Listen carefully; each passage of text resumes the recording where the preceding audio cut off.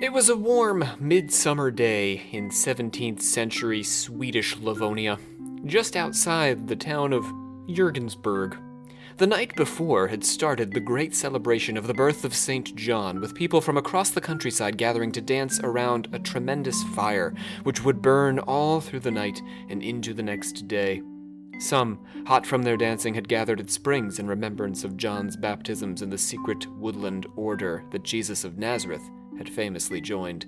These festivities had replaced more ancient pagan customs from times long since forgotten, and there were rumors that at least one of these nocturnal gatherings had taken on a less than strictly Christian character among a group of teenagers splashing and wrestling in a spring on the southern edge of the forest. But this was only natural, and there would be more than enough time for penance later, after the midsummer revelry had ended. Besides, who could blame them, with the spirit of indulgence only just hitting its stride as midnight passed and the sun peeked over the horizon, transitioning St. John's Eve into St. John's Day. In the afternoon, the good people of Jürgensburg gathered to pass great baskets of pickled fish, slather fresh potatoes in cream and chives, eat cheese, and get drunk on beer and vodka, a party that would last into the night. While the villagers and farmers heartily enjoyed themselves, the feasting was not without a certain hint of caution, perhaps even reserve. Because the year before, the harvest had been very poor, the fishing sparse, and the winter had been hard. Early signs from both field and sea foretold that their luck had taken a turn for the better, but there was no way as yet for the Livonian revelers to know for sure. There was no way to know for sure, that is, for everyone except Thiess of Kaltenbrun. 80-year-old Thiess was an eccentric character who wandered about Kaltenbrun and its surrounding region in what we call Latvia today, acting as a healer and a charmer. He cured and blessed livestock, stopped bleeding through magical means, and used another spell to ward off wolves. Thiess was not a regular attendee at his local Lutheran church, but all the same he considered himself a loyal servant of God. And it was this loyal service that made him so sure of the Livonians' coming harvest. Because, you see, he had, on St. Lucia's night, the previous December, done battle with a band of witches. These servants of the devil had attempted to carry seed grains and fruits and livestock down into hell to curse the good people of Livonia. But this time, Thiess and his friends had stopped them, and he'd gotten a broken nose for his trouble, whacked in the face by a witch combatant. Thiess was one of an elect band of warriors who protected Livonia, as did similar armies in both Germany and Russia, by transforming into wolves and journeying into hell to take back the seed grains and save the harvest. Thiess was, by his own admission, a hound of God, the Livonian werewolf. My name is Rob C. Thompson. I'm here with Jacob Wheatley and James Kaplanchis, mouths agape at that opening. Thank you, gentlemen. Hold on, I just need to pick my jaw off the floor real quick. Gotta put that back into place for a second. Oh, man. All right, I'm good now. Are you ready for this guy? This is intense. I am completely on board with all of it. Okay. So to remind our listeners, for those of you who care, Jacob is our Knight of the Dangling Serpent. James is our Captain of the Table. Livia's got today off. And this here is Occult Confessions. We, the members of the secret order of alchemical actors, do solemnly commit ourselves to a full and honest telling of the history of the occult as far as we know it. That was a testosterone-filled It was very basic. opening. Yeah, very manly. We usually have at least one of the females with us. This may be our first all-male. I think first time. Wow. And we're beginning perhaps the most masculine of topics, magical warfare. And werewolves. That's a man I thought you were going to say werewolf. It's a man sport. Yeah, well, we are going to get to some lady wolves. Oh. But I agree. Generally, men are associated with the werewolves. Thank you. Sort of like the male version of the witch, and during the witch crazes, the men were accused of being werewolves. So I guess it's appropriate. Thank you. I was once convinced of being a werewolf. I'm convinced you Convinced were that still you a were a werewolf. werewolf? I was not convinced. I was I was told that I was a little too werewolfy Yeah. by a girl who claimed to be a little vampire-ish. And so we had to part our ways. She broke up with me because she had read the Twilight books She said, and said can't that I be was more together. of a werewolf and she was more of a vampire. And that we just weren't compatible. And I smelled bad to her. I think I'm going to go out on a limb. It might have just been the smell that It might have been the smell, partly the hair. She just was trying to be nice. I'm willing to see this as a supernatural star-crossed lovers situation. Yeah, well then The one that got the vampire that got away. I think you should write the screenplay. With your permission, James. Absolutely. This is based on your life. Okay. Let's get into this. We got to do our 3 plugs before we start talking Livonian werewolf. First, we want to mention Patreon. We are going to be posting some bonus material for each of our Magical Warfare episodes, starting with this one. So yes, again, we are beginning our 6th series here on Occult Confessions, and it is that's crazy. about magical warfare. I know, we're like episode 35 or 36 or something. We're deep into this now. Yeah. Oh, the passage of time. So back to Patreon. We're gonna have this is something we haven't ever done before. But I'm gonna create a little sort of like a bonus werewolf stuff that we're gonna discuss after the episode. That is only gonna be for our patrons. And while we're on the subject, our friend Rachel over at Life Mancy Magic, has become a patron. Oh, Cool. Oh, thank you so much. Yeah. Cool. I've been like following her on Instagram. All of her posts they're just very witchy and wholesome. Yeah, she's got that vibe, right? She does. Witchy, wholesome vibe. Yeah. We have the best patrons. I love all of our patrons. Yes, and podcast friends. And podcast friends, yeah. Yeah, that too. Hey, Rachel. So, also, we want to plug one of our episodes from the 2nd series. So what I'm trying to do in the 3 plugs is also let you know an episode you might listen to that will provide more context for the conversation we're having now. So that is our Women of Wicca episode. I don't have the number offhand, but if you go to our 2nd series, you'll see it's called The Women of Wicca, and one man, because there's one man in that. Anyway, so go ahead and take a look at that episode. Finally, last plug, subscribe to the podcast if you haven't yet for more magical warfare, and review us if you are enjoying. And we read our reviews at the end of every episode. It's like story time or bedtime. Yes, to put us to go to sleep on. Yes. Yeah. Okay. Thank you for bearing with us through those 3 plugs, and on to the Livonian werewolf. On St. Lucius Day, Thiess found himself in heated combat with a certain Skiistan, a peasant of Lemberg. Most of the people of Lemberg would have been surprised to hear about this altercation, because Skiistan was, at the time, dead. Well, that seems impossible to me. And yet, they thought he was dead. In fact, he was a witch, and among the crew carrying the Livonian seed grains down into hell in order to curse their crops and starve their people. Ah, I see. It all makes sense now. Yes.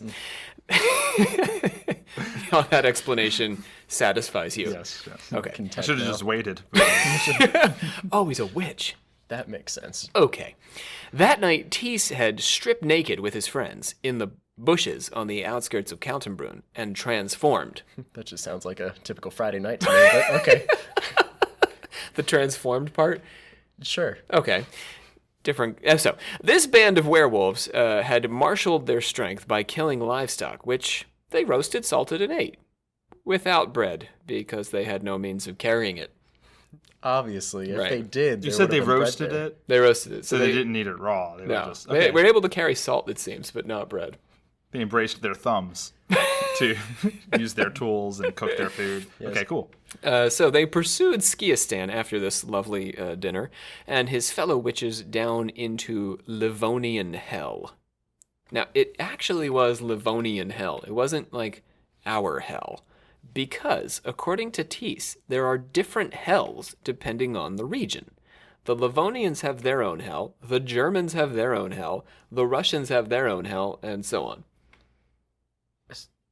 I picture it like it's a tiny little Earth inside of the Earth that is still the same. It's just smaller Yeah, versions is that kind of of the countries. it? Do they believe that they can kind of go there through like a cavern or? Yeah, we're getting there. Yeah, okay. Yeah, to get down into hell. Normal folk can transcend and. Well, yeah, as a werewolf. Oh. I wouldn't go just as you. You need that werewolf armor. That extra. The tough fur. skin. Yeah. So as James is pointing out, each of the hells had its own entrance, and it also had its own devils. Like, you can't find Hitler the devil in Russia. Hell. Yeah. That's where Stalin devil lives. Right. Yeah. Obviously.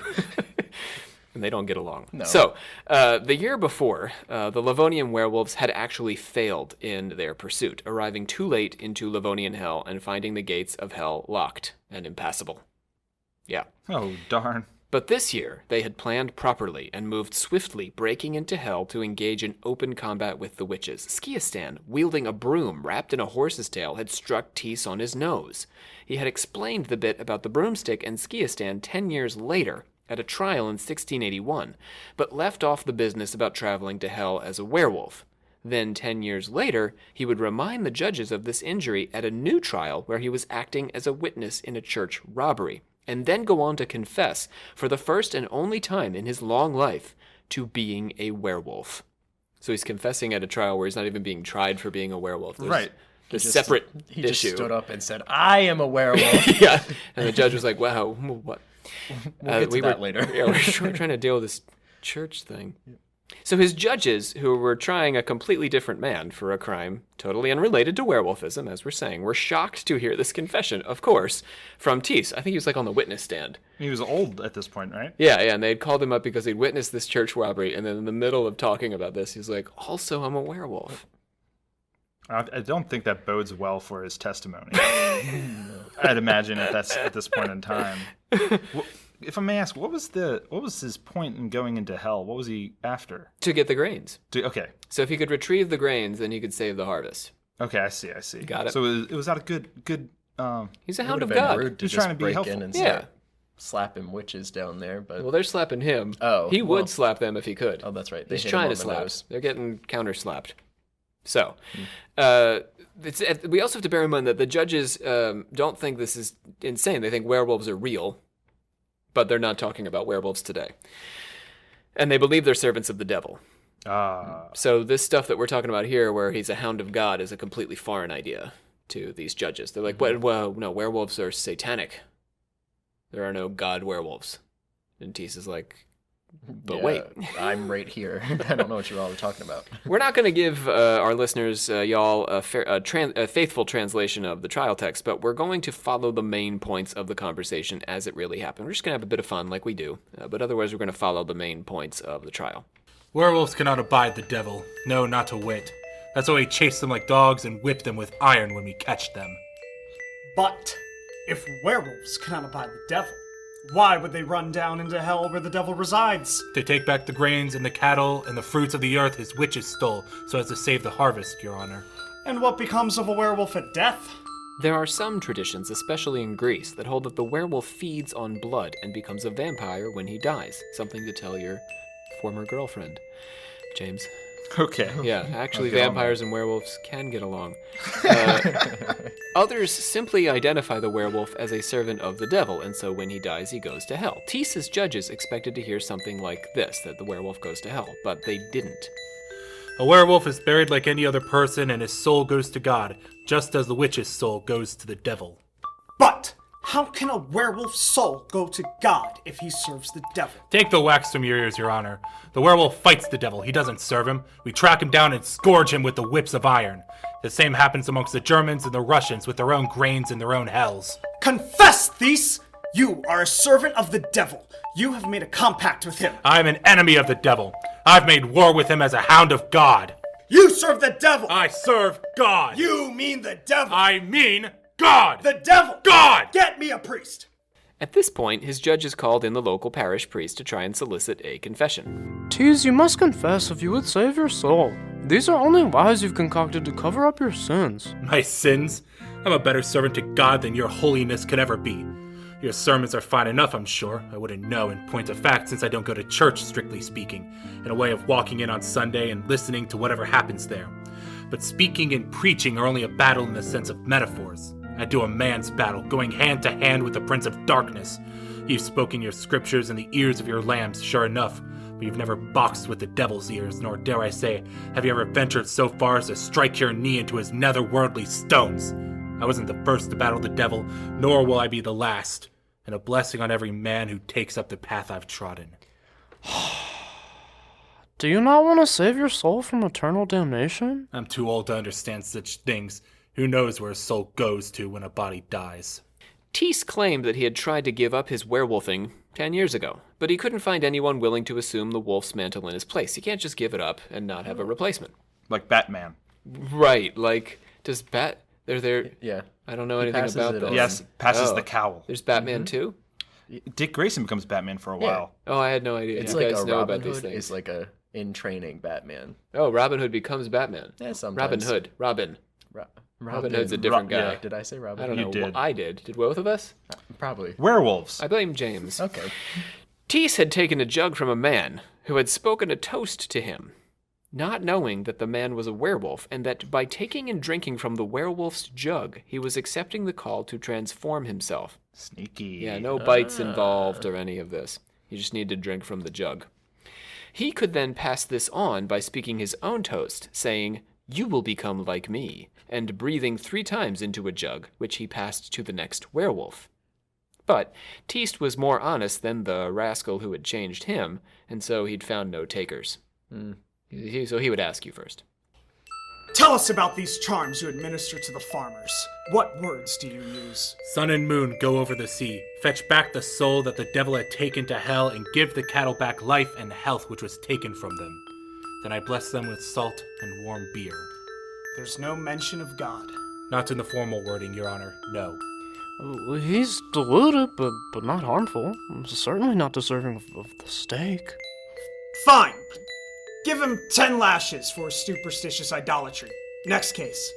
So he died after 10 lashes? Well, he was 80, but I don't think he died. It was like a light punishment. It was a slap on the wrist. That seems really brutal. Especially, I don't think people lived to 80 a lot back then either. Yeah, he was a pretty old guy. That's true. But it's the equivalent. It's the closest they could get to community service at that period. At that point, they're like, we shouldn't still have to feed you. Let's whip you around a little, see what happens. But no, they did not intend to kill him anyway. And I don't think he died as a result. He died shortly thereafter. I'm sure he was 80 years old. Anyway, And half wolf. let's talk about werewolves at war, shall we? Oh, that's... And this, we're changing to the topic of werewolves at war, because Thiess is, in a sense, a werewolf at war, warring with the witches of the devil, but also to try to figure out where Thiess's story came from. There's a bunch of questions that come out of this story, because it's so bizarre. Was he really a werewolf? Why was his judge so perplexed at the concept of there being a werewolf serving as a hound of God rather than a servant of the devil? Thiess is sort of a very unique figure. We don't see in the folklore many examples of good werewolves serving God by traveling into hell to battle devils. We usually see werewolves in other contexts. So to fully understand how bizarre Thiess is, we have to go into those other contexts. First, let's say how he's not so strange. He was a werewolf at war, and there was a concept of this already before we even got to him in Livonia in the late Renaissance. So, to begin, the concept of warriors transforming into animals was a common one and widespread. There are traditions of, for example, American Indian warriors, traditional African hunters, Norse and Thracian warriors, all engaging in ritual animal transformations in preparation for battle. So hunters, for example, would act out being lions in Africa. We had the wearing of animal skins among native peoples in the Americas, on and on. So that brings us to today's brief history. Now, James, you're going to be handling this for us today, huh? Yeah, I'm Doing up to double it. duty. Okay. All right, let's get to it. This is a brief history of wolf warriors. Fun. Berserkers are probably the most familiar example of the transformed warrior. These Norse fighters may have belonged to a cult that worshipped the bear. Donning bear skins, they would go into a frenzy in battle, howling, foaming at the mouth, and biting their shields. The Ulfhonor, or Germanic wolf warriors, had a similar tradition, except that they wore wolf pelts in place of armor into battle. The Berserker Frenzy, which was a valuable battle tool, had a fixed duration after which they would become calm and docile. Archaeologists Carl Anton and Paul Ruck argue that the frenzy was very likely brought on by the ritual ingestion of the red Amanita muscaria mushroom. Yeah, they were high. Yeah, this psychoactive mushroom both brought on an altered state of consciousness and endowed its users with an enhanced physical strength. Like bath salts. It was likely used by Nordic, Thracian, and even Persian warriors. The Persians pounded the plant into mortar and mixed it with the blood of the wolf in a special sacrament. I don't know if that's sanitary. Well, If they didn't have the mushroom, they might choose to substitute it with cannabis, which is also psychoactive if taken orally. And for those of you who do not know what cannabis is, it is also known as marijuana. Koosh. I didn't know they had the marijuana in Europe. Apparently they did. Maybe in India or Persia. Maybe they got it through trade. Yeah. Yeah, I don't think the Europeans themselves farmed it necessarily, but they were all interconnected, so. They got that Kashmir Kush. I don't have the history of cannabis handy here, so I can only guess. Yeah, I'm also guessing. Okay, cool. Let's close this one up before we Yes. guess more lies. Well, that's a brief history of wolf warriors. Good job. Yay. Nice job. Oh, thank you. Yep. And something to think about the next time anyone tries edibles. Yeah, that be careful that you're not gonna transform into another creature. Yeah, some sort of- And also be careful when biting your shields. yeah. Well, it all sounds very similar to some things I've seen some people doing, clubs I've been to before. but Really? They probably yeah, bite their lips more than their shields. I don't know. Some of them wear like armor. Really? Oh, Yeah. like That's leather? uncomfortable in the club, is it not? Yes. It For is. your grinding, for your twerking? specifically twerking. Yeah. Yeah, it gets in the way. Yeah. Bangs around a little. Mm-hmm. And they bite their shields. Well, someone else's, but Oh, close enough. I hear you. It seems to me like this was more of an intimidation aspect. Yeah, they were scary. Yeah, like to wear wolf pelts. I mean, I guess you could move quieter and faster, but it doesn't really seem like it protects you too much. It's more of like I'm the predator, I'm on the hunt type of deal. The mushrooms and like the cannabis kind of counteracts all of that like aggression, though. But I guess it's different for. Well, you're taking one or the other, and you're having a head trip either way. Mm-hmm. So you're in some sort of hallucinatory experience, and I think you can sort of prime your mind up, right? Yeah. To go to, to think that's what I'm going to do. Like these people were trained hunters and warriors anyway. That's how they were rigged. They were trackers. They were probably. And I think, James, the fact that they only wore wolf pelts made them all the more frightening. Yeah. That they really didn't care about protecting themselves because they weren't going to feel it anyway. That is scary. Yeah. If you're, really if you're scary, training, actually. if you've got that in mind that you're not going to have armor, I mean, you're training to end the fight quickly, I guess. Yeah. Do we have any records of how successful these things were? Are there any? I mean, relatively, the Vikings were very successful conquerors. Berserkers were very successful. Yeah, they were scary. The records of them say we were scared when we saw these guys. Yeah, it's like if you're in the middle of a battle and this naked guy just runs out right in the middle of the field just screaming. That's scary. I want to test that out one day. I'm going to go into the field around here and just come out screaming. As the drones descend. Yes. So, there's a tradition of warriors transforming into wolves in order to do battle with their enemies. But these warriors are fighting strictly terrestrial battles in the natural world. All these warriors that James is talking about. We're missing an essential component of Thiess's experience, and that's the journey into hell. To find examples of supernatural warfare like this, we've got to check in with Europe's shamans. Baltic shamanism probably arrived by way of Siberia, that big icy patch above Russia that also is Russia. Yeah, most of Russia. Yeah. It flourished in Hungary, where the shaman was called a taltos. The taltos is distinguished by a sign at birth and has initiatory visions at adolescence. So you'll have a birthmark, and then when you turn 13, suddenly you'll start to see stuff. You'll see one important stuff. A vision. Oh. Yeah. That's a lot to put on a child. Yeah, he's only 13. The taltos is born with an extra finger or extra teeth, so you're already having a hard time, and is brought away for 3 days to God. The taltos returns with the ability to heal. While on this spirit journey, the taltos' body is carved up to confirm the existence of an extra bone. So they have extra teeth, extra fingers, extra bone. But you got to carve in to look at the extra bone. Would they survive this carving? Yep, they come on back because God and healing. The Taltos must climb a tree to the sky and comes back down, completing his trials. So the tree climbing's how you get to God. It's like the final test. Yeah, it's your Jack and the Beanstalk situation. This 13-year-old's got to climb a tree for 3 days. I don't know if he's still 13, but he's been through a lot. I agree. But yeah, eventually you got to do that. I wonder how many people they go through that they think is the Teltos, and then you tell them to climb a tree, and you're just like, oh, well, I guess he wasn't the Teltos. He dons a headdress, a feather duster, and horns, and carries a drum and a sieve. In an ecstatic state, the Taltos communes with supernatural beings and the spirits of the ancestors. The Taltos then goes on, much like Thiess and his werewolves, to fight the enemies of the community on soul journeys. Sort of like, Thiess had to go down into hell. The Taltos is now going to go fight supernatural enemies who might hurt the harvest or whatever. For these journeys, the soul takes on the form of an animal, while the human shaman's body rests in trance. Again, very similar stuff. So your shaman could be a wolf, just like Thiess, or like other things. Like a hawk. Like a hawk, or other Siberian creatures. Just all of them. Do they have hedgehogs? I do not know. I'd like to see a shaman with a spirit of a hedgehog going to fight battles in hell. Hedgehog is, it's a dangerous creature. I don't think so. It's dangerous if you throw it at someone. I don't know. Or sit on it. Scary. Or sit on it. It's not really like a porcupine. That's true. Carlo Ginzburg connects these shamanic battles with Thiess's battle and the benandanti, Italian spirit warriors who projected their souls to do battle with witches in the night. This we talked about on our Wicca episode. So it's basically like other religions, or I guess not religions, nationalities. They it's the same thing, just in a different place. Yeah, they have their own version. Yeah, Yep.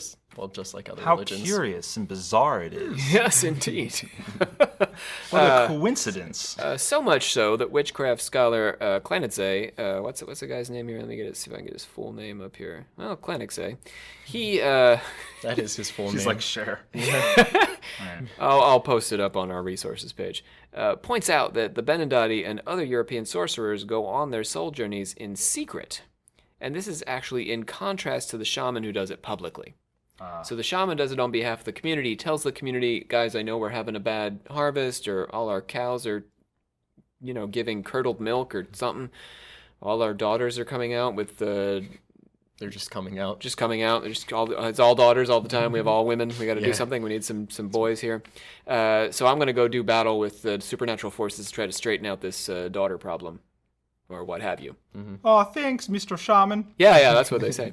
But the benandanti don't tell anybody about what they're doing. They just do it in secret. They're like, hey, benandanti, what are you doing? Nothing. Okay. We don't talk You about see nothing. Got my They eye hide on you. behind a bush. I don't see a benandanti. So we sort of can't exactly put them in the same bucket. Also, Thiess and his werewolf brethren are not going on soul journeys. His soul does not become the wolf. He becomes the wolf by physically transforming into the animal. So when we put all these together, there's always something that doesn't quite match up. The benandanti are doing it in secret. Thiess is doing it in secret, so they're like each other. But both the benandanti and the Taltos are doing this... for the community? Well, Taltos is doing it for the community. Thiess and benandanti are doing it for the community just secretly. Mm-hmm. So that's how they're not like the Taltos. The Taltos is telling everybody, I'm going. But the benandanti are not like Thiess because they're only going on a soul journey, like the Taltos. Oh, they're not physically going into their personal hell. Thiess is taking national one hell, of the team. Thiess is actually transforming in his physical body and making the journey. And you said he was in, modern-day Latvia? Not modern day. Well, but where Latvia is. Oh, yeah, where Latvia is It wasn't now. called Yeah. Latvia back then, right? Sorry. Sorry. I was like, He time did traveled you think to this that? happened last week? So they lashed him. Modern day Latvia, they still They're have still lashing doing as that, a punishment for werewolves. So overlooking that James does not think that. It was Just clarifying. Yeah, guys, thanks a lot. Overlooking this significant feature of the tale, the fact that he transforms in his physical body misses the conflict. Both Thiess and his inquisitors understood his werewolfism as a literal, rather than a metaphorical or a psychological or a spiritual transformation. That was the source of the conflict. They believed he was inhabited by the devil because he could physically transform into a wolf. So, if we're really going to make sense of Thiess's account, we've got to get closer to actual European werewolf beliefs, which requires us to take a step away from the berserkers, Taltost, and benandanti. That's fine. Let's get down to the werewolves. Fun. Yeah, where were these werewolves? Where did they come from? Werewolves. Do we have a first encounter in the Werewolf? I don't know. That's tough. in the scripts? The earliest? I mean, there were, I think, Roman werewolves. We can go back. We can go Wow. pretty far back, yeah. Okay. So, the reason I like the berserkers and the Taltos and the benandanti is because none of them are cursed. None of them are servants of the devil. All of them are supposed to be serving their community in a benevolent way. They're doing it on their own free will, Right. basically. And they're either defending the community as the berserker, or they're going off on these soul journeys. All of it's good, and they're honored for their contribution to some extent. However, in European werewolf tradition, it is not viewed that way. The werewolf is cursed and is satanic in some way. Traditionally and popularly, the werewolf is understood to be either the victim of a curse or an intentionally evil person acting out of malice and greed. And so we have to wonder if Thiess of Kaltenbrun, despite what he told his judges and the priest, is a werewolf at all, because he's not intentionally acting out of greed, he's trying to help. The folklore around werewolves in Europe stems from a few regions. In England, the wolf was driven out by the Anglo-Saxon kings, and so werewolf lore is relatively rare. English witches, according to early modern superstitions, tend to transform into rabbits, cats, or black dogs. No werewolves. France, on the other hand, has a much richer tradition. The werewolf bounds out of the window on a full moon night, jumps into a spring or well, and emerges a beast. As the werewolves run through the countryside, the devil runs with them and whips them at the foot of every cross they pass. The French werewolf can be cured by stabbing him or her 3 times in the head and drawing 3 drops of blood with a needle. It seems like a lot of work. That is a lot of work. And you wonder if they're still there, right, when you're done Right? stabbing them in the head 3 times. They're just kind of twitching a little bit. I mean, I You're feel like that's "Not just a yet." cure for anything. I get because you're used to be dead. It would. Stabbing him in. Or severely brain damaged, so you've forgotten all of the things that you thought you were before. The other hotspot for werewolf lore is along the Baltic Sea, stretching from Germany through Poland and up through Latvia. This is the home of the Livonian Thiess. It also includes some of Russia.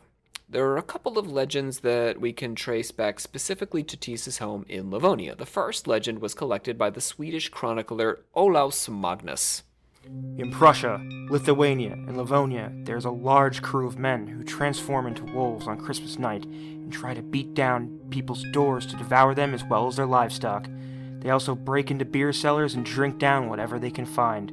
By this drinking, you can differentiate them from true wolves. Another legend recorded by the German scholar Kaspar Pusser touches on the iron whip mentioned by Thiess and referenced in the French lore. At Christmas, a boy with one lame leg goes around the country summoning the devil's followers, and they gather for a conclave where they transform into wolves. The leader carries an iron whip, and the wolves wander about the countryside, killing and devouring cattle and sheep. But fear not, for they cannot kill humans. To cross water, as they must often do in their rovings, the leader strikes the water with his whip, and it divides. These frightful revels last 12 days, after which the werewolves return to their human forms. It's just the Moses of werewolves. Werewolf Moses. Yeah. Yeah, if that's, I don't know, is that okay? I don't think so. It doesn't feel 'cause kosher. It doesn't, because he's No. like the devil's followers or something. Well, a lot of the witch lore is like an inversion of the Christian stuff, Yeah. the Black Mass and stuff. Yeah. So this would be Werewolf Moses. That's just how I have to connect things. Back There you to go. Jesus. Yes, we got to relate it all back. Yep. In this case, to Moses. Yep. But we should also look outside Livonia proper, because the area served as a kind of melting pot for several cultures in the late 17th century. Nearby in Poland, legend tells of how the werewolves rage twice a year at Christmas and midsummer. They say that on the day of a wedding, if a witch wishes to curse the bridal party, she can lay a girdle of human skin across the threshold of the house. Sorry? A girdle of human skin. How does no one see this though? They don't notice it. Is that a human skin on the threshold of my house? She's just like, shh, don't worry about it. A girdle. A girdle of human skin. So just like the skin around the thigh? I guess it could be, yeah. Yeah, I don't... Like, which part would you take it from? I guess Yeah. you could piece it together. Okay. Were you thinking of the garter that she wears? Oh, yeah, I'm garter. thinking of is that. even- oh, I'm That's sorry. All right. different. I thought Girdle you meant is- you could take what's the a girdle? thigh. The and- girdle is a piece of clothing that they wear to kind of just suck everything in your Around midriff. your mid. Yeah. Okay. So if you got a nice piece from your thigh, you could use that Yeah. as a girdle. I thought about I thought doing that's what it. James was Yeah. saying, yeah. I also like your image, Jacob, of the witch just peering around the corner of the house as people walk over the threshold. Yeah. And whenever they stop, she's like, No, don't look. Don't worry about that. Don't look at it. That's Don't no look big at deal. it. Yeah, she's like, shh, that's nothing. It's a little present. Anyway, so that's how she curses the wedding party. Let's hear from the witch. Arr! I have been mildly annoyed by the fulsome and pretty bride who was wed this day in this house. She kicked mud as she passed my doorstep and it got on my garden gnome. It might have been an accident, but I can't be sure. So I better curse her. But just a little. I do not want to kill her or poison her womb. Rather, I would see her and her friends lose their pretty human shapes and become wolves. Wolves, I say. Ha! But not forever. Just for 3 years. Luckily, I just so happen to have made my girdle out of some human skin I had laying around the house. She shall never suspect it. But that's still pretty bad. It's like, I'm just gonna curse her a little. I'll turn her into a creature that can't speak or use their hands, and also, but not for long. Just for a little bit. 3 years. That's a long time. That's But it could be forever. it's like an eighth of your life. Oh, well, I guess at the time period, yeah. Well, you're already of marriageable age, so you're on the home stretch there. Oh man. If the bride, bridegroom, or any of their bridesmaids or groomsmen step over the girdle, they will be transformed into wolves, as we say, for 3 years. At that point, the witch will cover them with magical skins with hair facing outward that will change them back. So the witch actually she has to finish this by coming back 3 years later. Oh, she's like, I'm sorry, guys. Yeah, my bad. She cools off. Yeah. She was upset. She's like, I cleaned the gnome. It's fine. I had 3 years to think about it. And now you can be people again. That's a weird thing I think I find in a lot of old stories, a lot of old folk tales is the bad guy is also not so bad. You know, They it's learn like, their oh yeah, well, lesson in a it's way. like, oh, I'm gonna find that witch or wizard and I'm gonna tell him to turn me back, and it's like he's willing to do it, maybe in exchange for something, but Yeah, there's always a deal to be made. I'm like, well, Here you just need, if you've given your 3 years, if you put your time in, the witch is like, all right, I guess I overreacted. Given the proximity to Sweden, Thiess's conception of the werewolf may have also been influenced by Nordic ideas. The Swedes believe that Russians can turn them into wolves. Norwegians believe that trolls can transform people into wolves or bears, or that trolls themselves can become wolves or bears. They tell a story of a man transformed into a wolf by a witch for failing to cross himself before felling a tree. Gotta cross yourself before you fell a tree, lumberjacks. cross yourself. You Do the sign of the cross? Yes. Okay. Yeah. Years after her husband's disappearance, a mysterious beggar came by with strange news. Thou dost live alone, dost thou not? I do. Thou dost fear thine husband has perished in yonder forest, but take heart, thine husband is not dead. He isn't? 9. Then what is he? He has been transformed into a wolf. Put out a bit of meat and you shall see. The woman put out a bit of meat on her doorstep, and sure enough, when next she looked, a wolf had arrived and was partaking of her gift. Oh, Wolf, are you my husband? Having been recognized, the man resumed his human form in the same clothes he had worn when he first transformed. It is I, wife, fully clothed. How discreet. In Denmark, there was a folk belief that if a woman passed naked through a sack in which a foal was born, stretched between 4 twigs, she would give birth without pain, but all of her sons would be werewolves, and all of her daughters weremares. Well, there's the trade-off. She's like, do I want this to hurt or like have werewolf kids? I guess they probably wouldn't want werewolf kids because, I mean, unless But she there's was... this whole procedure that you could go through, so I guess some people would have Like, taken the I'll take deal, it. right? Right. Or maybe that was just to, like, they had a procedure, but they didn't want people doing it for some reason. They're just like, oh, well, if you do it, your kids are going to be werewolves. He's like, oh, really? I'm going to write that down. So this was like a perfect miracle cure, but they didn't want to give up all their foal sacks, so they made up this story. My dad once told me that if I ate styrofoam, that I would turn into a bird. That was to deter me from eating styrofoam. Apparently you wanted which to do that. didn't work. I really wanted to fly, Rob. I bet you're still passing some of that styrofoam. Maybe. I don't know how long it stays in your system. So a mare is not a female horse in this context, by the way. The daughters turning into mares. They are mythological creatures who ride on people's chests in the night to give them nightmares. Nightmare? Comes from there. Yeah.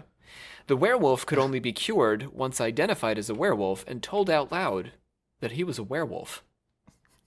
You would think the mother would just do that, but probably she couldn't. Acceptance is the first step. Yeah, then you're good. That's the only step. This is all, yeah, the only step. Yeah.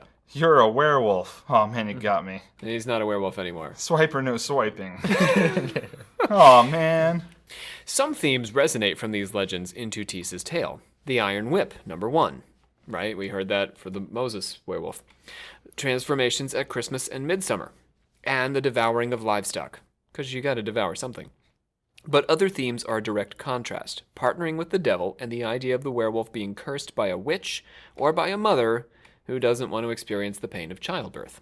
Imagine being on the same level as like a witch and you're just a mom who just didn't want it to hurt when giving birth. It seems mean. We're probably the wrong people to comment on this. Probably. Yeah. We need a lady to... But none of the women have given birth, I think, of the occult confessors, right? You guys, we got a Not that younger I know crew. of. Yeah. I've watched it happen. It seems rough. It does seem very painful. Yeah. Maybe the full deal is not so bad. Willem de Blakehoor, in his article on the Livonian werewolf in the journal, because you can cure it, sorry, I gotta go back to this, because you can just cure it, right? Yeah. By looking at, like, if you didn't want to go through the pain of childbirth, and you birth the kid, and the kid is now a werewolf, you just have to wait a little bit until the kid transforms, and then afterwards, just be like, you're a werewolf. And then it's undone. It's good. Yeah, I mean, like, even if maybe you can't be a direct family member, there is other rules, you just, like, find a friend. Yeah. To bring over. Yeah.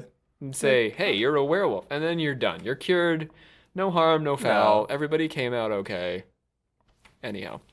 Willem de Blakehoor, in his article on the Livonian werewolf, in the journal Magic, Ritual, and Witchcraft, which is a cool journal, tied Thiess's... If you like journals, I gotta say, let me just... If you like academic journals, it is a cool one. Can you get that name again? Willem de Blakehoor. I mean, the name of the journal? Magic, Ritual, and Witchcraft. Magic, Ritual, and Witchcraft. I'll remember that. He connected Thiess's account back to the lore of the particular region. Baltic legend holds that sharing a cup of beer with a werewolf will result in your being transformed into the beast, and that you will be driven by the devil once you've transformed wielding an iron whip, which sounds like kind of familiar themes in Thiess's thing, except for all that devil stuff. A potentially imported Russian custom has revelers dressing as wolves at Christmas time and punishing anyone unlucky to be captured by them as they wander the streets of the village. Kind of terrifying. Yeah. You're just like going home and werewolf people attack you. But they're just people in wolf costumes and they beat the crap out of you. It's a bunch of jackasses, really. Really. Christmas Damn teenagers. was very different back Rotten then. kids. They're probably in their mid-30s. So, That's even worse. Latvian custom closer to home involve revelers roaming in disguise as bears, cranes, horses, and wolves, demanding meat and performing bawdy mock weddings to drive away evil spirits and promote fertility. So that's sounding more Thiessian because the devil's not involved. They're dressing as an animal to drive away evil forces. A mock wedding sounds like fun. Folklore is a tricky creature that thrives because of its dynamism, to get on my scholarly horse for a bit. My scholarly mare, if you will. That is to say, folklore is defined by the fact that it is changed and adapted with every telling. As a legend passes from person to person, they change or transform it according to their own beliefs, customs, and those of their audience. So, Thiess of Kaltenbrun became a kind of werewolf that sat between a range of traditions. He's adapting all of these, right, into himself. There's cursed sorcerers driven by the devil's iron whip at Christmas. There's warriors transformed in order to perform a frenzy in the heat of battle.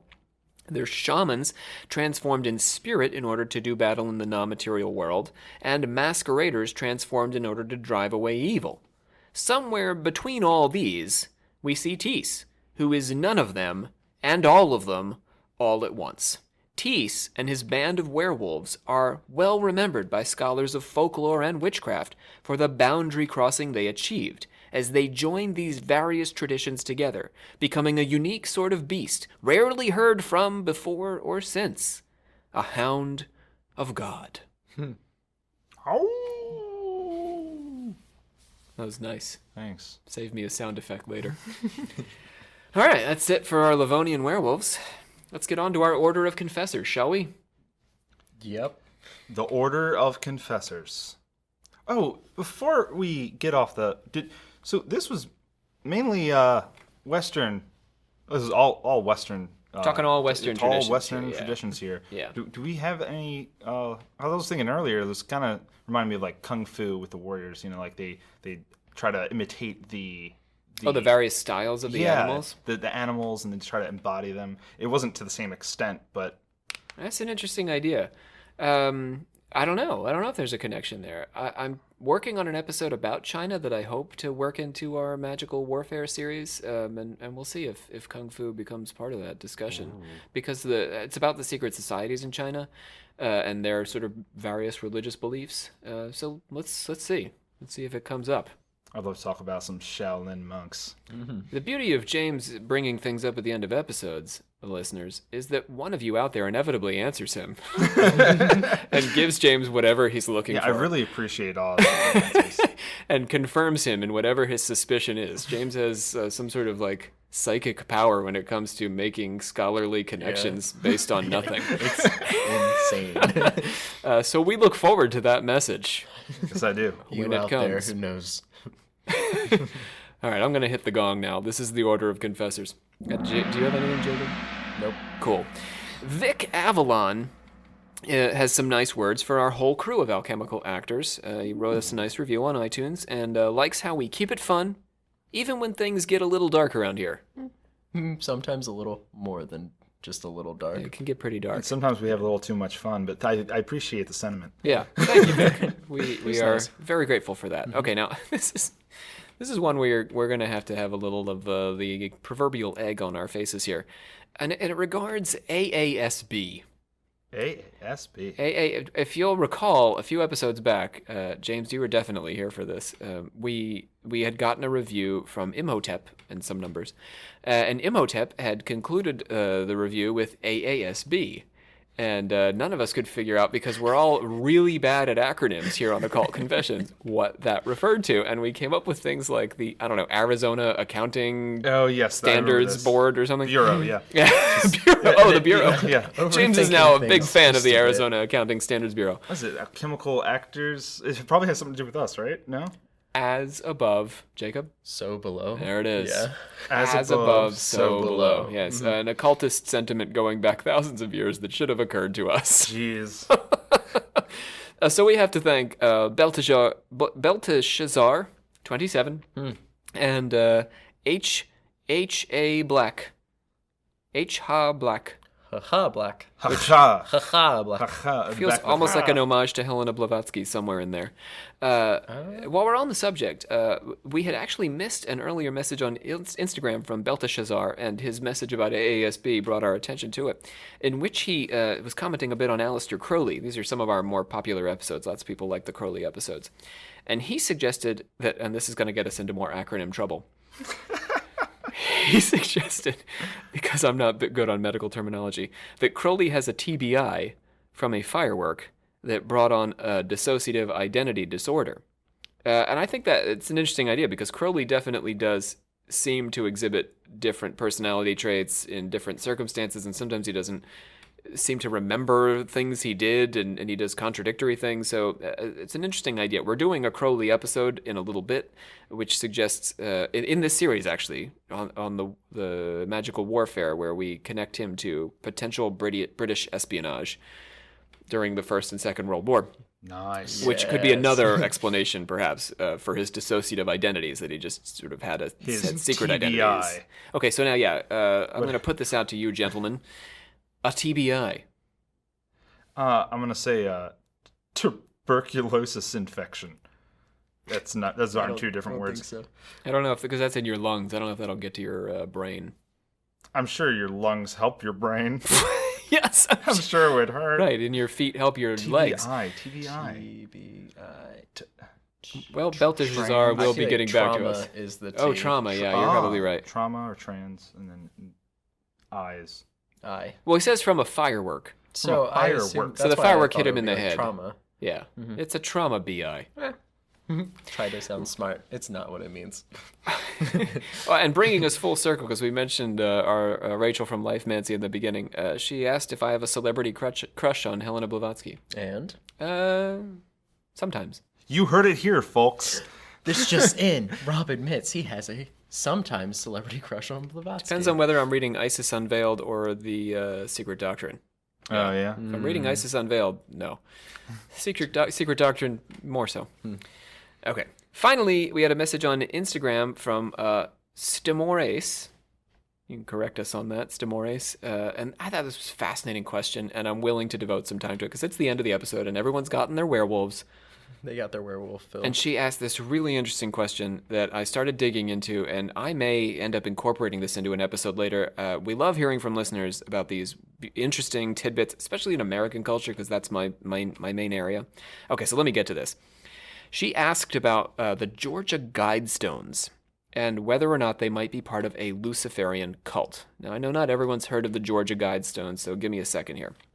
I personally had never heard of the Guidestones before, and I've really got to thank Stimores for bringing these to my attention. They're a really interesting artifact in Georgia. Basically, a man working under a pseudonym bought a piece of property and put up these stones with commandments. Stones sort of like Stonehenge stones, big stones. And they were carved with these commandments, not the 10 Commandments, but his own commandments, presumably for future generations about how we should live. So like, when humanity's decimated, we'll go back to these guide stones and they'll tell us how to be. Interesting. In English? Yeah, well, in 8 languages. Oh, what? Yeah. Talented dude. Yeah. So I think that they're for the future, because there seems to have been a plan to include a time capsule, and this also sort of suggests that there's some sort of post-apocalyptic world, right? The time capsule's buried underneath, and something's happened, and few humans are left, and they come back and discover these stones. The 8 different languages include English, Swahili, and Chinese, among others. We are, as I mentioned, planning a series on apocalyptic visions for the end of the year, and so I might be tempted to come back and give a deeper dive on these. But just looking over the commandments and the basic history, I want to mention a few potential occult connections here for our listeners, Stimores. First, they've got a Blavatskyan ethos. The 3rd commandment is to unite humanity under a living new language. This speaks to the unity of cultures and religions that Blavatsky embodied and her acolytes worked toward. Also, Alice Bailey, all those sort of folks. Second, they hint at the New Thought movement, which we haven't talked about on the podcast. Commandment 9 asks us to seek harmony with the infinite. This reminds me of the title of New Thought pioneer Ralph Waldo Trine's book, In Tune with the Infinite. Very briefly, the New Thought movement involved a rational approach to religion that moved past the sort of tribalism of specific denominations and creeds to teach that divinity dwells in all things, but especially in humans, and that our minds can influence our material conditions. Sort of very New Agey. It's like the New Age before the New Age. It's 19th century New Ageism, basically. So when was this? These stones? We know. Post-internet, maybe? Because Google Translate for those for the 8 languages. Yeah, I don't. We'll get a date. We got Hunter in the background here. He's on his device. Hunter, give us a date on those Georgia Guidestones. And while Hunter's looking for that, let me just give the last occult connection that I could discover. And this, I think, is probably the most interesting one. The stones were commissioned under the pseudonym R.C. Christian. And that makes my mind jump immediately to Christian Rosenkreutz, which is the pseudonym of the author of the major Rosicrucian texts. Also, the initials RC are often used to refer to the Rosy Cross of the Rosicrucians. Oh. Yeah, so he's using RC Christian, Christian being the first name of the pseudonym of the Rosicrucian author, and then the letters RC really being a call-out, I think, of Rosicrucianism. They're also my first two initials. So R.C. Thompson. Rosy Cross Thompson. We've got a date on those. Very nice. 1980. Oh, good year. Not that good year. long ago. Yeah. None of us were here. I don't know if it really connects to it or not, but it's kind of interesting how many different like beliefs and stuff like that view or like have this belief that an apocalypse is going to happen, and so many of them are preparing for it, and it's almost like, You think we should get on board here? I don't know. I'm not on board completely, but I think it's interesting how many different religions believe that like there's going to be some end of world thing. Well, a lot of religions are passed through stories, and all true. stories must come to an end. Whoa. Especially in the Western world, we have a very linear view of things. We do. Yeah, if the world does not end within the year, we will be doing our Apocalypse series. I've got about 7 or 8 episodes, I think, scheduled for the Apocalypse series. I'm hard at work on at least just figuring out what the topics will be. So maybe we'll be able to answer some of your questions, Jacob. Yeah, it's taken from the perspective that we survived the apocalypse. And living to tell the tale. All right, James, are you capable of bringing us on home here? Oh, yeah, absolutely. I've got All right, this. Go for it. Yeah, I just want to say thanks, everyone, for listening. You got to hereby... Yeah, it's not really the... Yeah, I was thinking about doing my own thing. You know, Livia's not here. Oh, so you're taking some liberties. If you don't declare this meeting closed, we're going to be in trouble, though. You gave me that nod, like, we need promoted. to officially close the... Okay, I see. I hereby end this course of action and bring a close to this meeting of the super alchemical... Secret order. Secret super order. Oh my gosh. You don't even know what we're called anymore. No. I'm just trying Are you to... having a stroke? I'm thinking we need, like, a new spice, you know? Like, I'm the captain of the table. I hereby adjourn and declare close this meeting of the Secret Order of Alchemical Actors until such a time as we get together and do it again. Yep. All right, I submit to your will, I guess. You know. You're going to have to. You have to observe the ritual. Absolutely. All right. So let's talk about the folks who did voices for us today. We did have Hunter Sheeler, who has been in the background doing some internet research for us of late. Thanks, Hunter. Faith Barry, for the first time, was playing our witch today. Thiess was played by our Silver-Tongued Shadow, Brandon Walls, and the judge and the priest were Dan Rosendale and Sam Steen.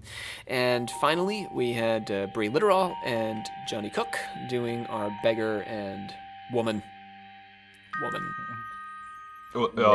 Bree, I'm guessing, was the woman. Bree was the woman. Johnny was the beggar. Also, he played the man. Anyway.